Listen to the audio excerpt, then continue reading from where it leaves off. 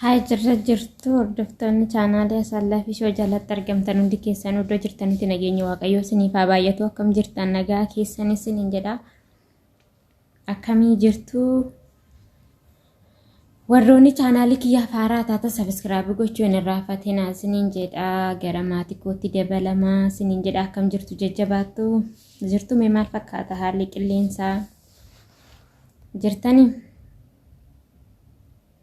Chaanaalii keenya warri haaraa taatan sabiskiraayib gochuun irraanfatina isiniin jedha. Gara maatii keenyatti dabalamaa isiniin jedha. Innaa akkam jirtu jajjabaattu? Nagoma sin gaafachuu dhufee malee waa biraa qabadheeti miti. Chaanaalii keenya sabiskiraayib gochuun irraanfatina nu jajjabeessaa isiniin jedha. Yoo dogongorri jiraate dogongora keenyarraa nu deebisaa isiniin jedha. Iddoo dogongora qabnutti immoo sirreeffannaa. Namni dogongoruu ni waan ta'eef sirreessinaa jechuudha. Yoo dogongora qabaannes siyaasii bakka kanatti dogongorteerta jedhaatanii koomantii nu barreessaa deebi'uu dandeenya jechuudha dogongora sanirraa. Kanaaf yuutuubii keenya sabiskiraayib gochuun irraanfatinaa isiniin jedha hordoftoota kiyyaa. Warroonni chaanaalii kiyyaaf haaraa taatan immoo sabiskiraayib gochuu hin deeggeetinaa isiniin jedha. YouTubii jibbisiisa jira dhugaa jibbee jira ani hin beeku maal akka ta'e jibbeen jira jechuudha. Sababni isaatis maaliif YouTubiin oggaa laalan garuu qal'aalee fakkaata yoo keessa seenan baay'ee ulfaata jechuudha. YouTube jechuun mana nama keessa taa'anii YouTubii dalaguun baay'ee tokko ulfaata isiniin jedha hordoftoota kiyyaa.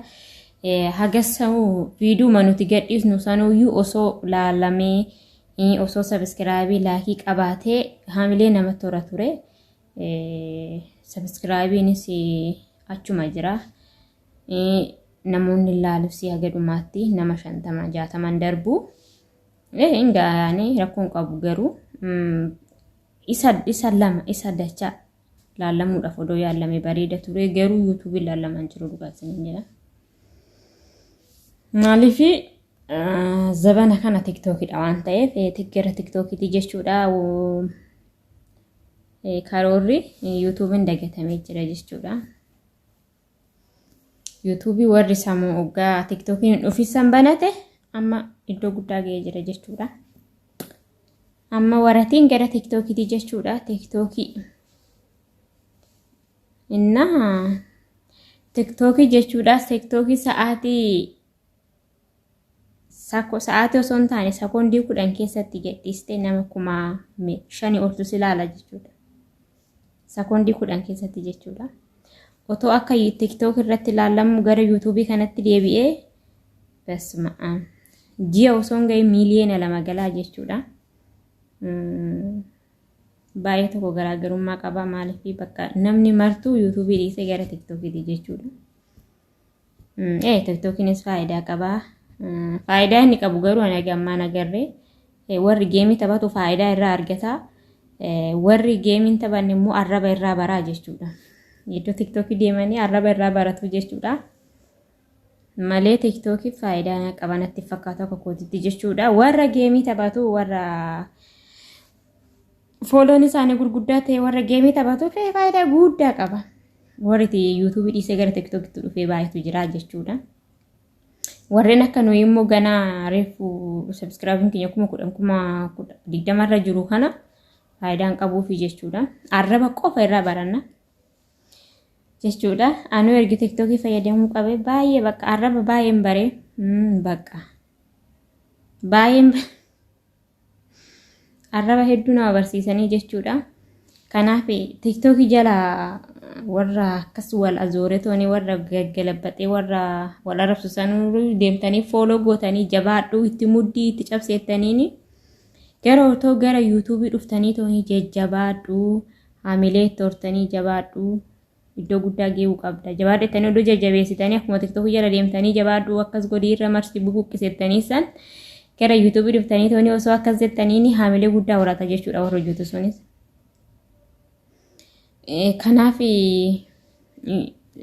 walumaa galatti jechuudha YouTubiin laalamaan jiru jechuudha. Dhugaa isiniin jedha amma gara TikTokiti jechuudha. hundi keenya TikTokitti deebine jechuudha. Otoo TikTok irratti viidiyoo 2 viidiyoo 3 gadhiisna jechuudha guyyaatti. Maaliif sababa laallamuufi ka? Otoo YouTubenis laallamu ta'e ani mataa kiyyaan viidiyoo 10 gadhiisuu fedhiin qaba jechuudha guyyaatti. Maaliif sila laallamneefani jechuudha. TikTok irratti guyyaatti anu gisee 2 faa 3 faa gadhiisuu jira jechuudha. Gara YouTube immoo osoo deebine akka TikTok laallamu sana todo YouTube laallame 10 miti 20 gadhiisuudha ayyuu kaayoon qaba jechuudha. Ani viidiyoo daqiiqaa xixiqqeessa jechuudha. Sababni laallameefi sababa laallamneefi qaba. Maaliif yoo laallame yoo waan itti hojjete tokko waan itti dadhabde tokko yoo si laallame haamila si torate malee hojjedhu sin godhu jechuudha. Si jibbisiisa iyyuu. Nama jibbisiisa jechuudha. Kanaaf YouTube'n baay'ee ulfaata. Buuziin isaatis baay'ee xiqqaadha gadi. Namni laalu sin jiru laallame sagadhumaatti laalanii irra laalanii tumira taranii. Kanaaf warri itti cimee toonee hojjete inuma hojjeta YouTube'n bareeda. Warri immoo akka keenya mana namaa keessa jiru guyyaatti viidiyoo takka guyyaa 3tti guyyaa 5tti viidiyoo takka gadhiisnu kun baay'ee miidhama jechuudha. Innuyyuu otoo laallamee bareeda ture jechuudha. Tan torbanitti guyyaatti takka gadhiifamu sunu osoo laallamee innuyyuu baay'ee bareeda ture jechuudha. Garuu laallamaan jiru. Ani amma waan asin jechuu dhufe jechuudha walumaa galatti YouTube keenya subscribe nu godha. Ittiin kaffaltan dhugaa sinin jedha. Qumaan itti buutanii dabatanii ittiin kaffaltanii like gootanii viidiyoo laalu yoo sin jibbisiise silkii keessan yoo yeroo muraasa lafa gootanii tooni yoo biraa sokkitan haga dhumaa sanitti yoo ofiisaatti haasaa seetoni ofii fuutuun cufamaa jechuudha. Yoo sin jibbisiise jechuudha viidiyoo laalu namni tokko beeta viidiyoo nama laaluun dhufte immoo akkas wal jechuu hin jira jechuudha.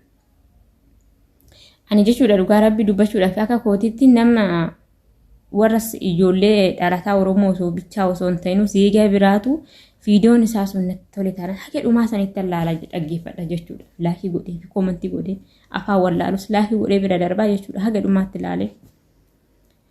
Kanaaf hundi akkasitti wal qixaa miti. Akkuma bifti keenya adda ta'ee yaadni keenyas garaagarummaa qaba jechuudha. Namni tokko wal xiqqeessuudhaafis wal tuffachuudhaafis hin ta'a. No, wal tuffachuun hin ta'u. Dandeetti qabaananuu miidiyaa irratti ba'e bakka. Wal tuffachuun hin danda'amu. Nama sayyoo argamaa si jibbisiisa silkii lafa baneetoni lafa godhii biraa sokki. Bakka. If fayyada jechuudha nama sana. Kanumaanuu fayyadde jechuudha. Otoo itti si aarsuyyuu fayyadde jechuudha.